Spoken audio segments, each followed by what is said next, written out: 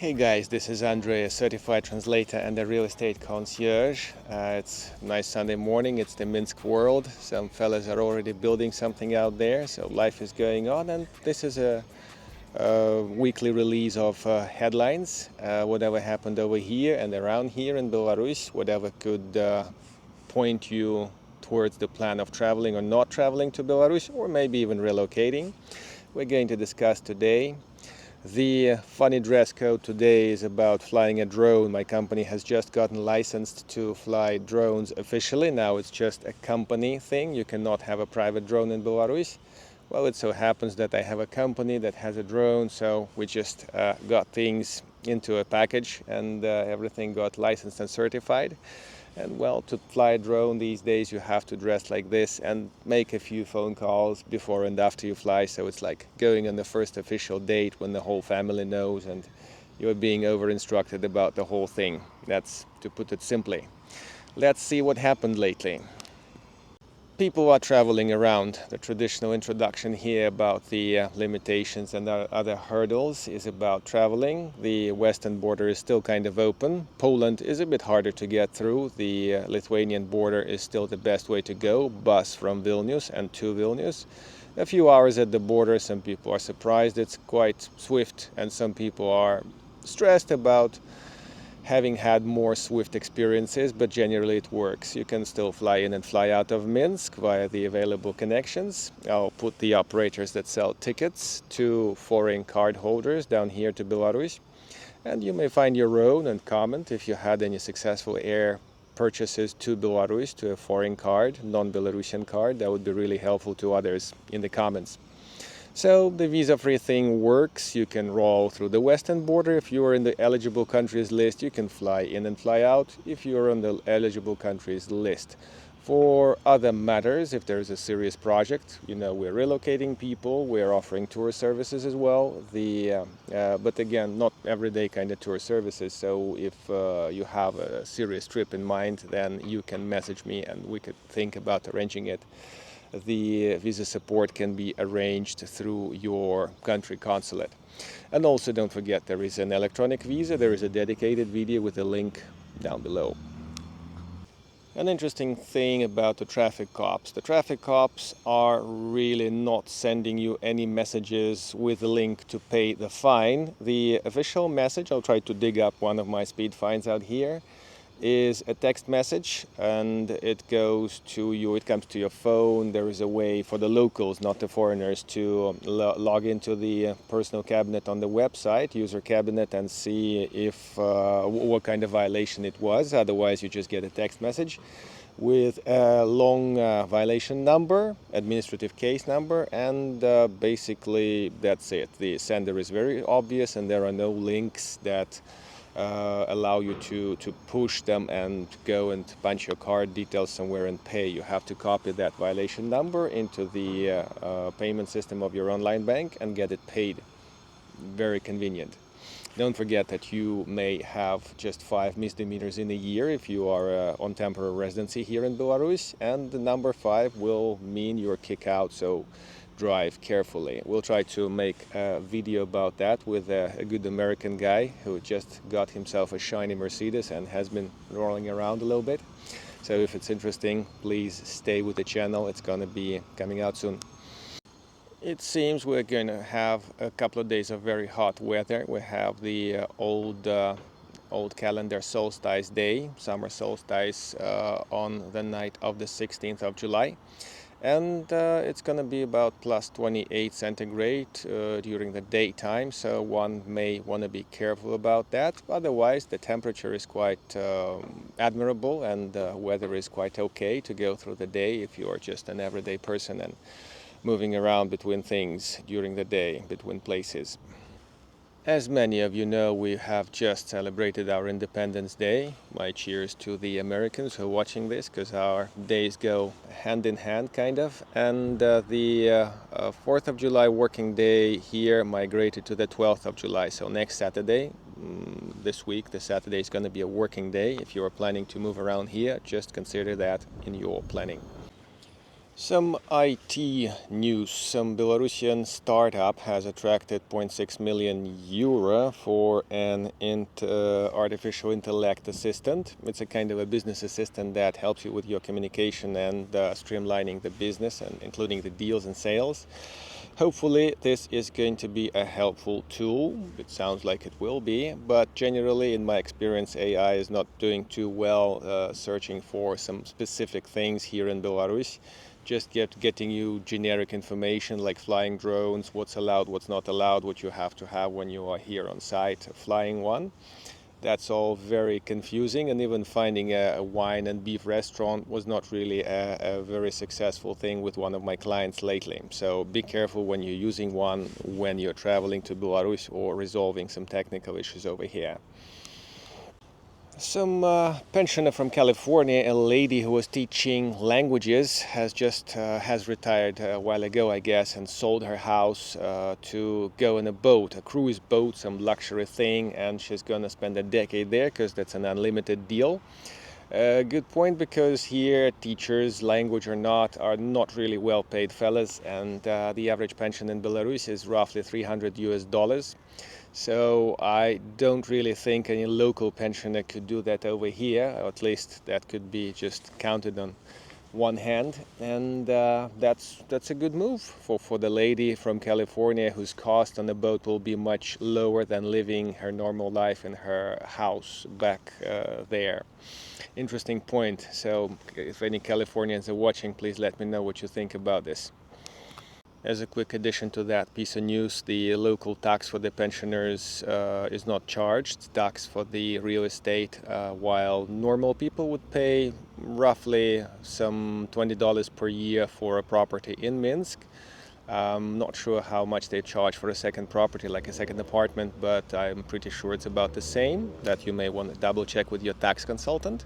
And let's say a house like my house, an hour away from Minsk, would be roughly $15 a year, land rent or land tax and real estate tax.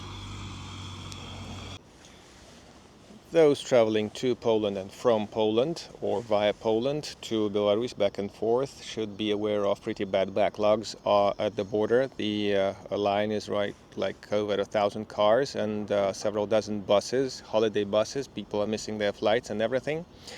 So that's becoming a pretty bad deal. The local border control is accusing the Poles of being a little bit slow. Same thing on the Lithuanian side, but at least it's kind of moving on the Lithuanian side. So that's also a thing that's happening, and is not a pleasant one. Things in real estate are still the same. Prices are pretty high. Many people believe unreasonably high. And if you have only $30-something thousand and you want to shop in Minsk, it's better to shop in a different city and buy something decent. The number of deals is lower compared to the same period last year. We will be probably releasing a review over the happenings in the real estate market, and we will probably also be sharing a couple of videos about the oncoming projects. We will be shopping again in Mogilov very soon, and show you some properties which are above $50,000, allowing somebody to live in a major city but not spend too much money compared to the capital city and still keep their temporary residency permit. Stay in touch about this. One more piece of information for the drivers. In Belarus, just like in any country, like let's say civilized country, the cars have to undergo technical examination every 2 years. If the car is over 10 years old, mine is, so for me it's 2 years. Even the new car has to go through the examination line, but the examination is going to be swift. So that's important, because not undergoing the technical examination is a misdemeanor. And remember, you only have 5 in a year if you're on temporary residency. So statistically, about more than 10% of the cars have failed their technical examination this year. The reasons are trivial. Brakes, lamps, and all the provincial stuff. The pharmacy kit is outdated, and they've just changed the kit itself, the contents of the kit by law. So it all has to fit the guidelines, and you have to do it on time. And more importantly, the cameras are now actually getting the plates and check them against the database of those who passed the examination, and you're getting a fine by mail if you have not. So we're getting more and more civilized, so to speak. Consider that if you're planning to start driving here in Belarus, and research the matter carefully when you do. Our Baltic friends are continuing to grill Belarusians and Russians. It seems they adopted a law in Lithuania according to which you can't leave the country for more often than once in 3 months, going back home, so to speak. So now a few dozen people, mostly Russians I understand, have lost their permanent residencies out there. This may also affect Belarusians.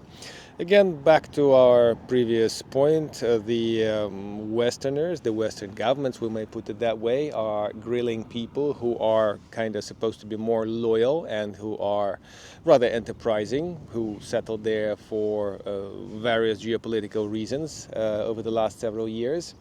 And it's a curious trend because they are expected to benefit from that. Instead, they're making these people uncomfortable and making them feel they're not really at home.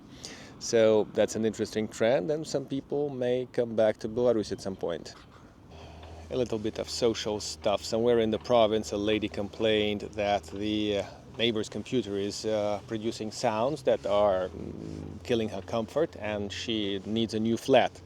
Well, the solution wasn't that radical. They offered her to pick some time when the doctors can come up and take measurements of the sound and other interference in her apartment.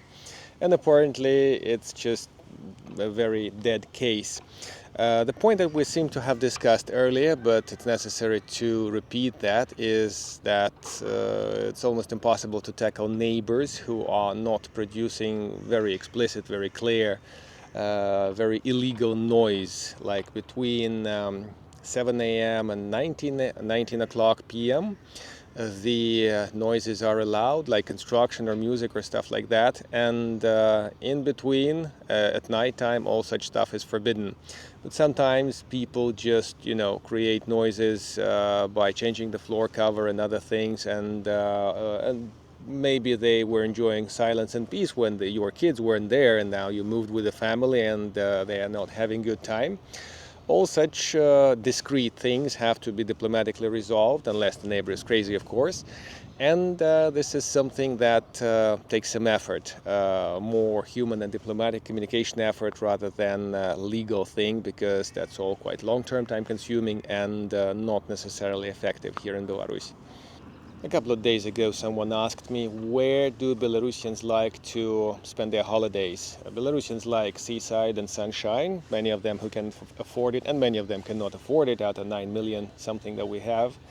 9 million people go to their countryside, their dacha, their summer house. They are enjoying this gardening thing in the open air, and mostly pensioners do that because, just like you heard above, flight to Thailand is not a thing that they could handle, or Vietnam. I think both are visa-free for us. And here we go. Thailand has seen some increase of Belarusians traveling there over the last 6 months. Some 20,000 people came there, and there aren't even direct flights as far as I know. You'll have to change at least in Moscow, and that's about it. So some people who have money prefer to spend it somewhere at the seaside with some fruit, seafood, and stuff like that. People who can afford even more actually spend a few winter months from here renting some place and working remotely in Indonesia and the whereabouts, all these nice places with coconut. And last but not least, the US dollar rate over here. Dollars and euros are the currencies that are most popular in Belarus. That's something you may want to have in cash if you're coming on holiday or for some more serious purpose. Dollar is now 2.95 against ruble, and it's kind of shifting back and forth a little bit by a fraction, but here and there are opinions, there are predictions that the dollar rate is going to exceed 3 rubles again. So let me know what you think, guys. You have more sources, you have a certain background that perhaps is not visible from here, that allows you to conclude this or the opposite. Is dollar going to drop further with all the things that Trump is doing out there, or should we switch to some different savings currency like euro or not? Or is the economy here in Belarus tied to the Russian one, is not going to have good times very soon because oil prices and everything, gas markets are not favorable for Russia, and these are the main winners. Please let me know what you think. If you need a technical piece of advice about relocation or real estate, that's what my company is majoring in. I very much thank those guys who donated, especially the monthly Patreons, for the monthly support that helps to upkeep the channel and keep these videos going. Thank you very much. Put some comments, press likes and dislikes down below, and see you at Minsk at some point. Cheers.